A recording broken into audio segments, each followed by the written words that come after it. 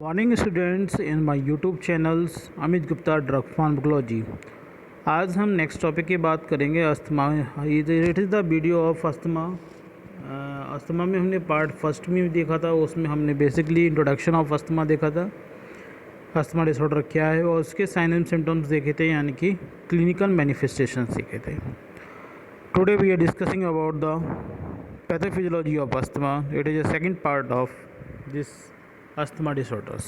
Second part में हम basically pathophysiology of asthma को देखेंगे। ठीक है, बेसिकली हमने देखा था कि अस्थमा में होता क्या था कि जो ब्रोंकियल ट्यूब्स है, ब्रोंकियल ट्यूब में एक्सेसिव म्यूकस स्वेलिंग हो जाती थी, जिससे नैरो हो जाती थी, और नैरो होने की वजह से एयर का पास भी आसानी से नहीं हो पाता था, और एयर जब आसानी से पास नहीं हो पाता था, जिसकी वजह से दिक्कतें होती थी आपके रेस्पिरेशन में।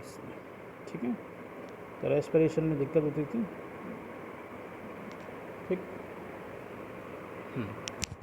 तो आज हम पैथोफिजियोलॉजी ऑफ अस्थमा की बात करेंगे। Yes, no single known mechanism can explain pathogenesis of asthma in all patients. कोई एक सिंगल मैकेनिज्म से नहीं कह सकते कि किस सिंगल मैकेनिज्म से अस्थमा हो रहा है।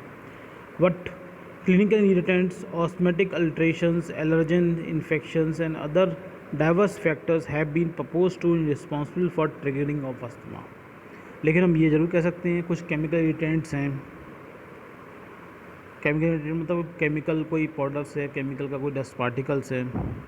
ऑस्मेटिक अल्ट्रेशन है, ऑस्मेटिक प्रेशर को चेंजिंग होने की वजह से कुछ एलर्जेंस इन्फेक्शंस हैं, वायरस है, बैक्टीरिया है, कोई डस्ट पार्टिकल है, कोई पॉलन ग्रेन पार्टिकल है। अदर डाइवर्स में मतलब क्या, पॉलन ग्रेन जैसे मिर्च के पॉलन ग्रेन्स होते हैं, और डिफरेंट टाइप के पॉलन ग्रेन्स होते हैं जो हमारे रेस्पिरेटरी ट्रैक में पहुंच जाते हैं। वो अदर ड्राइवर्स की बात हो गई। ये सभी क्या करते हैं, ये आपके अस्थमा को ट्रिगर करते हैं, अस्थमा में इंड्यूस करते हैं। अगर जैसे मैं आपको बात करूं, अगर कोई पर्सन है जो कंटिन्यू मिर्च, जो अपनी आपने देखा होगा कि यहाँ पर अगर बरेली की बात करेंगे, बरेली में बात करेंगे, तो जो आपका श्यामगंज का मार्केट है, वहाँ पर आप जो मिर्च का ज़्यादा ट्रांसपोर्टेशन होता है, मिर्च ज़्यादा बिकती है, तो वहाँ पे मिर्च के पॉलन ग्रेन्स हमेशा उड़ते रहते हैं। और मेजॉरिटी वहाँ पे जो लोग बैठे हैं, शायद हो सकता है कि 60-70 to 80% लोग अस्थमा के होंगे, क्योंकि पॉलन ग्रेन कंटिन्यू उनके कॉन्टैक्ट में हो रहे हैं, कंटिन्यू उनके रेस्पिरेटरी ट्रैक में आ रहे हैं, और रेस्पिरेटरी ट्रैक में कंटिन्यू आने की वजह से क्या होता है, बार बार पॉलन ग्रेन पहुंचने की वजह से इम्यून सिस्टम हाइपर एक्टिव हो जाता है, और हाइपर एक्टिव होने की वजह से क्या, अस्थमा जैसी कंडीशन बन जाती है। ट्रिगर करते हैं अस्थमा को, यही सभी करते हैं। तो जो लोग हाई पॉल्यूशन इलाके में रहते हैं उनको अस्थमा चांसेस ज़्यादा होते हैं। जो लोग हाई पॉल्यूटेंट के अलावा जो पॉलन ग्रेन्स पार्टिकल्स को बोल रहे हैं, वहाँ पे अस्थमा चांसेस ज़्यादा बढ़ जाते हैं।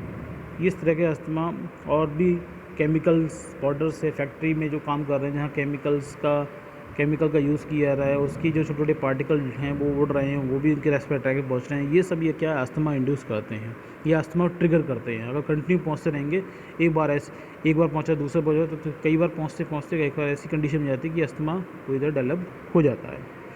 Initial cause of all patient of asthma so the common pathological process of inflammation of respiratory Airways. अगर हम स्टार्टिंग की बात करेंगे सभी पेशेंट में, अस्थमा के पेशेंट में, स्टार्टिंग में क्या होता है, पैथोलॉजिकल प्रोसेस ऑफ इन्फ्लामेशन और रेस्पिरेटरी एयरवेज होते हैं। जो रेस्पिरेटरी एयरवे हैं, एयरवे को आप पढ़ेंगे, आपने शायद पढ़ा होगा भी HAP में। जैसे आपका सबसे पहले स्टार्टिंग कहाँ से होता है, नोजल कैविटी के पीछे क्या होता है, फेरेंक्स के बाद नीचे लैरिंक्स के बाद ब्रोंकियल ट्यूब्स, ट्रैकिया से फिर ब्रोंकियल ट्यूब में भी आपकी प्राइमरी ब्रोंकियल ट्यूब, फिर सेकेंडरी ब्रोंकियल ट्यूब, फिर टर्सरी ब्रोंकियल ट्यूब्स, और टर्सरी ब्रोंकियल ट्यूब के बाद में आपका क्या आते हैं, एल्वेलाई आते हैं। तो ये जो मेनली जो इन्फ्लामेशन हो रहा है कहाँ, एयरवे में हो रहा है। एयरवे यानी कि ट्रैकिया में हो सकता है, या फिर आपके bronchial tubes, primary bronchial tubes, या सेकेंडरी ब्रोंकियल ट्यूब्स, या फिर टर्सरी ब्रोंकियल ट्यूब्स में इन्फ्लामेशन हो जाता है। और इन्फ्लामेशन के बाद में ये अस्थमा जैसी कंडीशन डेवलप हो जाती है। स्टार्टिंग कहाँ से हो रही है, इन्फ्लामेशन ब्रोंकियल ट्यूब्स यानी कि एयरवे में। Bronchial inflammation begin with activation of local inflammatory cells like mast cells, eosinophils by the triggering factors or IgE immediate and allergic mechanism. Allergens trigger the IgE antibodies. मैं आपको इसको clear करूँ, जो bronchial inflammation है वो आपका ये कब होता है, ब्रोंकियल इन्फ्लामेशन जब लोकल इन्फ्लामेटरी सेल्स होती है, जैसे मास्ट सेल, eosinophils है, ये क्या होती हैं, ये जब हाइपर एक्टिव हो जाती हैं by the action of IgE antibody. जो आईजीई एंटीबॉडी होती हैं ट्रिगर फैक्टर हो सकते हैं, आईजीई मीडिएटेड एलर्जी रिएक्शंस होती हैं, जिसकी वजह से इन सेल्स से क्या होता है, इन्फ्लामेशन स्टार्ट हो जाता है। कैसे स्टार्ट होता है मैं यहाँ पर आपको क्लियर करके दिखाऊंगा। पहले देखिए, ये आपके क्या है, एलर्जेंस है। ये क्या है, एलर्जेंस। एलर्जन मतलब पॉलन पार्टिकल्स हो सकते हैं, डस्ट पार्टिकल्स हो सकते हैं, या फिर कोई बैक्टीरिया हो सकता है, ठीक है। अब ये एलर्जन से हमारी रेस्पिरेटरी ट्रैक में पहुँचेंगे तो इसके अगेंस्ट में हमारी बॉडी क्या बनाती है, एंटीबॉडी बनाती है। तो एंटीबॉडी एंटीजन रिप्रेजेंटिंग सेल्स हो गई। इसकी वजह से क्या है, एंटीजन रिप्रेजेंट, जिससे हम बेसिकली बोलते हैं, अगर हम इसको जो एलर्जेंस हैं इसके अगेंस्ट में जो मिलती हैं इसको मिलते हैं डेंड्राइटिस। तो ये डेंड्राइटिस सेल्स होती हैं। डेंड्राइटिस सेल्स होती हैं वो आपके सीधे सीधे बी सेल्स को एक्टिवेट करती हैं, और B cells plasma B cells होती हैं वो आपके आईजीई एंटीबॉडी को बनाते हैं। अब ये आईजीई एंटीबॉडी होंगे वो आपकी एंटीजन के साथ में, यानी कि एलर्जेंस हैं उनके साथ में रिएक्शन करेंगे, एंटीजन एंटीबॉडी रिएक्शन होगी। लेकिन कहाँ पर होगी, या तो मास्ट सेल की सरफेस पे होगी या फिर इसिनोफिल्स की सरफेस पे होगी। दोनों में से मास्ट सेल सरफेस या इसिनोफिल्स की सरफेस पे होगी। और एंटीजन एंटीबॉडी रिएक्शन होने के कारण क्या होती है, ये मास्ट सेल क्या होती है, ब्रेक हो जाती है, ब्रस्ट हो जाती है। इसी तरह इसिनोफिल्स भी क्या होता है, ब्रस्ट हो जाता है। और ब्रस्ट होने के कारण, टूटने के कारण इसके अंदर से क्या, histamine, leukotriene, prostaglandin, cytokinin and basic protein of enzyme, ये सभी रिलीज होते हैं। और ये सभी क्या करते हैं, हाइपर रिस्पॉन्सिवनेस का हिस्टामिन है, हिस्टामिन ब्रोंकियल ट्यूब को कॉन्ट्रैक्ट करता है। ल्यूकोट्राइन क्या होता है, ल्यूकोट्राइन आपके ब्रोंकियल सिक्रेशन को बढ़ा देते हैं। प्रोस्टाग्लैंडिन क्या करते हैं, प्रोस्टाग्लैंडिन ब्रोंकियल सिक्रेशन को बढ़ाएंगे। तो ये सभी क्या है, इन्फ्लामेशन और ज़्यादा इंड्यूस करते हैं। इन्फ्लामेशन जब बहुत ज़्यादा हो जाता है तो इन्फ्लामेशन बहुत ज़्यादा होने के कारण क्या होती है, ब्रोंकियल ट्यूब नैरो हो जाती है। और ब्रोंकियल ट्यूब नैरो हो जाती है जिसके कारण सांस लेने में दिक्कत होती है, एयर का टर्बुलेंस होता है, और एलर्जी का अस्थमा जैसी कंडीशन इंड्यूस हो जाती है, ठीक है। तो ये आपको मैंने बताया। अब इसको हम और देख लेते हैं।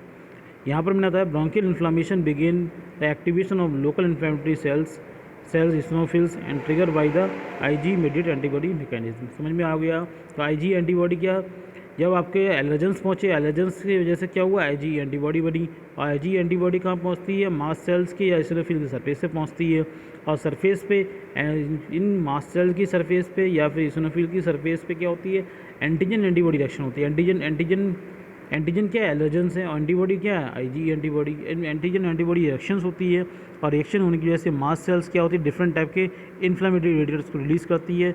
इसी तरह इसिनोफिल्स ही बहुत तरह के इन्फ्लामेटरी मीडिएटर्स को रिलीज़ करती है, और वो वहाँ पर इन्फ्लामेशन कॉज करते हैं, जिसको हम आगे देख सकते हैं।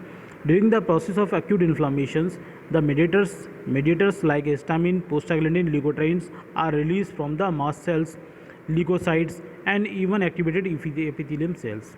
अब जब इन्फ्लामेशन जब बढ़ रहा है, इन्फ्लामेशन का टाइम क्या होगा, वही बताया मैंने आपको, हिस्टामिन है, प्रोस्टाग्लैंडिन है, ल्यूकोट्राइन है, ये सभी आपके रिलीज़ होते हैं मास्ट सेल से, ल्यूकोसाइट से, और इसके अलावा जो आपकी हाइपर एक्टिवेटेड एपिथेलियल सेल्स हैं उन सभी से रिलीज होती हैं। अब ये दीज इन्फ्लामेशन क्या करते हैं, दीज मीडिएटर्स, अब ये इन्फ्लामेशन जब ये सब मीडिएटर्स रिलीज हो रहे हैं, अब ये मीडिएटर्स क्या करेंगे, these mediators produce the following change, bronchoconstrictions. जैसे मैं आपको बताऊँ, histamine is majority responsible for the ब्रोंकियोकॉन्स्ट्रिक्शंस।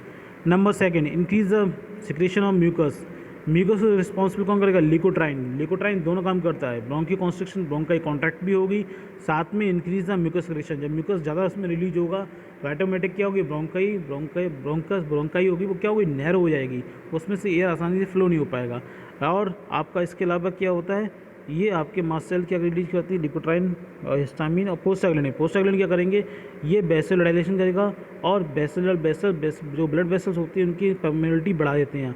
Permeability बढ़ाने के कारण क्या होगा कि ब्लड वेसल्स से जो ब्लड फ्लो हो रहा है वहाँ से क्या होगा, प्लाज्मा पोर्शन रिलीज होगा, और वहाँ पर वो प्लगिंग करेगा, यानी ऑडिमा जैसी कंडीशन बना देगा, यानी कि और ज़्यादा और म्यूकस में पानी फ्लूइड मिक्स हो जाता है तो ऑडिमा जैसी कंडीशन बन जाती है। और मैं आपको बताऊं कि ये इस तरीके से कंडीशन बन जाती है। यहाँ पर क्या हुआ, कॉन्ट्रैक्शन हो रहा है, एक्सेस म्यूकस में बोल रहा है, ऑडिमा जैसी कंडीशन हो गई है, तो डायरेक्टली क्या हुआ, ब्रोंकियल ट्यूब बहुत ज़्यादा नैरो हो गई, जैसे नॉर्मल कंडीशन आप देख रहे हैं, और इस कंडीशन में क्या होती है, बहुत ज़्यादा नैरो हो जाती है, ठीक है। तो इस कंडीशन की वजह से नैरो हो जाएगी, और नैरो होने के बाद क्या होगा कि एयर को जो आसानी से फ्लो नहीं हो पाएगी। जब एयर आसानी से फ्लो नहीं हो पाएगी तो सिम्टम्स जो हैं अस्थमा के वो सब जनरेट होना शुरू हो जाते हैं यहाँ से। और जब वो सिम्टम्स जब सभी हमें ऑब्जर्व होने लगती है, बीजिंग साउंड है, ब्रीथलेसनेस है, डेस्पोनिया है, और इसके अलावा आपका ये जो आपके टैचिपोनिया है, ये सब जब अपीयर होते हैं तो लगता है कि हाँ अस्थमा इस पेशेंट को हो गया है। तो नेक्स्ट कंडीशन की बात करेंगे। ट्रिगर फैक्टर्स हुए, ट्रिगर फैक्टर्स क्या हो गए, आपके पॉलन पार्टिकल्स हो गए, डस्ट पार्टिकल्स हो गए, पॉलन ग्रेन्स हो गए, वो सभी क्या करते हैं एयर वे में इन्फ्लामेशन करेंगे। इन्फ्लामेशन बताया मैंने कैसे करते हैं। यहाँ ये ट्रिगर फैक्टर की वजह से क्या होता है, एलर्जेंस की वजह से क्या होते हैं आपके, बेसिकली एलर्जेंस की वजह से 2 चीज़ें रिलीज होती हैं। कौन कौन सी, एलर्जेंस की वजह से आपकी बीटा सेल्स एक्टिवेट होती हैं, और बीटा सेल्स एक्टिवेट होने के बाद क्या होती है, आईजीई एंटीबॉडी बनती है। आईजीई एंटीबॉडी एलर्जेंस क्या काम करते हैं, जैसे एंटीजन काम करते हैं। और एंटीजन एंटीबॉडी रिएक्शन कहाँ पर होती है, मास्ट सेल की सरफेस होती है, विसुनस सेल की सरफेस पर होती है। अब ये रिएक्शन होने की वजह से क्या होती है, मास्ट सेल बस्ट हो जाती है और डिफरेंट टाइप के मेडिएटर्स रिलीज होते हैं, हिस्टामिन, ल्यूकोट्राइन, प्रोस्टाग्लैंडिन, और वो सभी क्या करते हैं, ब्रोंकियो कॉन्स्ट्रिक्शन करेंगे। ब्रोंकियो कॉन्स्ट्रिक्शन हाइपर सिक्रेशन और म्यूकस होगा। इसके अलावा जो परमिबिलिटी ऑफ ब्लड वेसल्स की बढ़ जाएगी, तो वो जो प्लाज्मा पोर्शन का जो फ्लूइड है वो भी आपका क्या आ जाएगा, ब्रोंकाई के अंदर आ जाएगा, जिसकी वजह से क्या होती है, चोकिंग हो जाती है, सारी प्लगिंग हो जाएगी। कहाँ पर, ब्रोंकाई में एयर फ्लो नहीं हो पाएगा, और फिर कॉम्प्लिकेशन या सिम्टम जनरेट होते हैं किसके, अस्थमा के। तो यहाँ पर बताया इन्फ्लामेशन हुआ, इन्फ्लामेशन की वजह से क्या होगा, हाइपर सिक्रेशन और म्यूकस हो जाएगा, बता चुका हूँ मैं। एयर मसल्स कॉन्ट्रैक्शन होगी, ब्रोंकियो कॉन्स्ट्रिक्शन होगा, स्वेलिंग मसल्स, ब्रोंकियल मेम्ब्रेन क्यों होगी, स्वेलिंग क्यों हो जाएगी, क्योंकि यहाँ पर क्या हो रहा है कि जो आपकी जो ब्रोंकियल वेसोडाइलेशन की वजह से क्या हुआ, ब्लड वेसल्स से क्या हुआ, आपका फ्लूइड पोर्शंस रिलीज हो गया, क्योंकि परमिबिलिटी बढ़ गई है, और परमिबिलिटी बढ़ गई, फ्लूइड जब बाहर आ जाएगा तो यहाँ मसल्स में फ्लूइड जब इकट्ठा हो जाएगा तो वहाँ पे क्या हो जाएगी, स्वेलिंग हो जाएगी। और ये स्वेलिंग होने के कारण ये तीनों के कारण क्या हो गए, नैरोइंग द ब्रीथिंग पास पे, जो आपका एयर का जो पाथ है, जहाँ से एयर आपकी आ रही है जा रही है, वो पोर्शन क्या हो जाएगा, नैरो हो जाएगा, बहुत ज़्यादा सकरा हो जाएगा। जब बहुत ज़्यादा नैरो हो गया तो वहाँ से आसानी से एयर पास नहीं हो पाएगी, और एयर पास होने में दिक्कत आएगी। तो ये सब सिम्टम्स होंगे, बीजिंग साउंड है, कफिंग है, शॉर्टनेस ऑफ ब्रीथिंग है, टाइटनेस इन चेस्ट है, ये सभी सिम्टम जनरेट होते हैं जो कि अस्थमा को इंडिकेट करते हैं। अब इसको हम और समझ लेते हैं अच्छी तरीके से। Mediator like a prostaglandin leukotriene have a chemotactic actions and there further attract the inflammatory cells. इसके अलावा क्या करते हैं, जो प्रोस्टाग्लैंडिन ल्यूकोट्राइन है वो आपके कीमोटैटिक एक्शन का काम करते हैं। कीमोटैटिक मतलब क्या है कि जहाँ पर ये बहुत ज़्यादा अमाउंट में है वहाँ पर और इन्फ्लेमेटरी सेल्स को अपनी तरफ अट्रैक्ट करेंगे, बहुत ज़्यादा और इन्फ्लेमेटरी सेल्स उस पोर्शंस में ज़्यादा क्वांटिटी पहुँचेंगी। जब ज़्यादा क्वांटिटी पहुँचेंगी तो इन्फ्लामेशन दिन के दिन बढ़ता चला जाएगा। Epithelial injury expose the neural afferents. अब एपिथेलियल जो मेम्ब्रेन है ब्रोंकाई की, इंटरनल जो मेम्ब्रेन है, इंटरनल सरफेस है ब्रोंकाई की, वहाँ पर इंजरी होने की वजह से क्या होता है, न्यूरल एफरेंट्स या सेंसिंग नर्व सेंडिंग होती है, वो आपकी एक्सपोज हो जाती है, हाइपर एक्टिव हो जाती हैं, और ब्रोंकियल मसल सेल्स होते हैं वो भी हाइपर एक्टिव हो जाते हैं। और the epithelial damage is responsible for the bronchial hyper responsiveness. अब एपिथेलियल जो डैमेज हो रही है इसी वजह से क्या होती है कि ब्रोंकियल मसल्स होती है वो हाइपर रिस्पॉन्सिवनेस हो जाती है। अब कफ यानी खांसी क्यों होती है, cough is outcome more than one process including a bronchoconstriction हो रहा है। अब कफिंग जो हो रही है वो एक से ज़्यादा कारण की वजह से हो रही है, ब्रोंकियो कॉन्स्ट्रिक्शन की वजह से हो रही है, साथ में म्यूकस बहुत ज़्यादा सिक्रेशन हो रहा है, म्यूकस हाइपर सिक्रेशन हो रहा है, और bronchial hyper responsiveness and inflammation भी हो रहा है। इन सभी कारण क्या होती है, कफिंग होने लगती है। इसके अलावा बीजिंग साउंड होता है, मैंने आपको बताया, जब सांस ले जब कोई रेस्पिरेशन कर रहा होता है तो सीटी जैसी ही साउंड आता है, सीटी भी रही होती है इसलिए लगता है। तो बीजिंग साउंड जो अपेयर होता है, क्यों होता है, wheezing sound is produce due to the airway narrowing and turbulence generate during the breathing. अब एयरवे नैरो हो गया है, उसमें से क्या है, एयर हम ले भी रहे हैं, सांस इंस्पायरेशन भी हो रहा है, एक्सपायरेशन भी हो रहा है। तो जब इंस्पायरेशन हो रहा है, एक्सपायरेशन हो रहा है और एयरवे नैरो हो गया है, तो जो हम इंस्पायरेशन कर रहे हैं एयर वो, और जो हम एक्सपायरेशन कर रहे हैं वो एयर, वो आपस में टकराती है, आपस में टकरा रही है, क्योंकि नैरो रास्ता छोटा हो गया। अब आप सोच लीजिए कोई सड़क है, वो अगर बहुत पतली हो तो वहाँ पर क्या होंगे, एक तरफ जाने वाले लोग हैं, एक तरफ आने वाले लोग हैं, दोनों आपस में क्या होंगे, टकराएंगे। अगर सड़क चौड़ी है तो क्या है, आने वाले और जाने वाले लोग होंगे, आपस में टकराने के चांसेस कम रहेंगे। सेम एयर, यहाँ पर क्या है, एयर वो नैरो हो गई है, जो एयर का रास्ता है, ब्रोंकियल ट्यूब है, वो रास्ता बहुत पतली हो गई है, नैरो हो गई है, जिस वजह से जो एयर जा रही है, यानी कि एक्सपायरेशन जो हो रहा है और इंस्पायरेशन में जो सांस हम ले रहे हैं, एक्सपायरेशन में जो सांस हम छोड़ रहे हैं, दोनों आपस में टकराती हैं, टर्बुलेंस होता है, और टर्बुलेंस के कारण क्या होता है, जो साउंड जनरेट होता है वो लगता है बीजिंग साउंड। ठीक, the reason of turbulence, the narrowing including the reason of turbulence, जो टर्बुलेंस एयर का हो रहा है साथ में नैरोइंग जो हो रही है वो क्यों होती है, इंक्लूडिंग ब्रीथलेसनेस हमें लगता है, लंग की कॉन्स्ट्रिक्शन हो रहा है, ईयर में इन्फ्लामेशन हो रहा है और म्यूकस हाइपर सिक्रीशन हो रहा है। इसके अलावा टैचिपोनिया, टैचिकार्डिया। टैचिपोनिया मतलब बहुत तेज़ी सांस लेना, छोटी सांस लेकिन तेज़ी से लेना, तेज़ी से लेना, छोटी बट स्पीड से सांस लेने की कंडीशन क्या बोलते हैं, टैचिपोनिया। टैचिकार्डिया मतलब हार्ट रेट बहुत ज़्यादा बढ़ जाती है। Are produce due to the reflex stimulation of respiration and heart through the chemoreceptors as a plasma CO2 level increase.